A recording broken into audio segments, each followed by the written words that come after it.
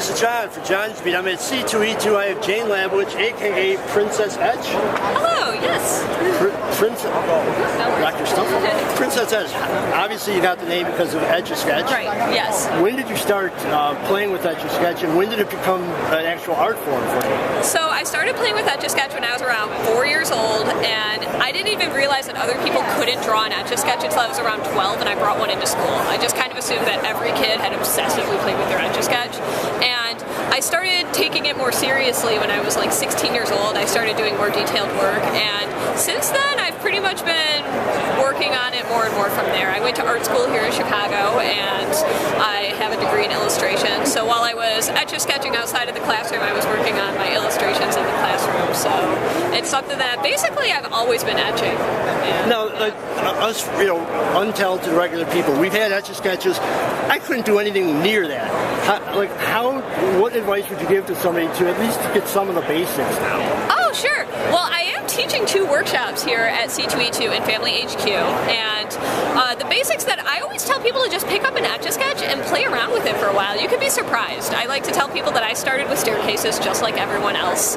So you'd be surprised what you can do when you turn both knobs at once, and anybody who has any questions or is interested in pursuing Etch-A-Sketch more, I'm always happy to answer any questions. And they find you at website? You can find me at princessetch.com. Now, we were talking just a few minutes ago. How do you lock it in so that once you make something beautiful, it stays?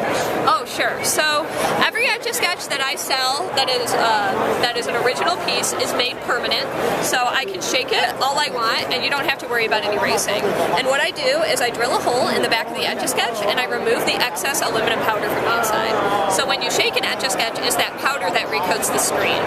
So remove the extra powder, and it's good to go. And I've shipped them all over the world with no issue. So that's how you do it. Have you ever done any celebrities, any comic people, anybody that you give it to them?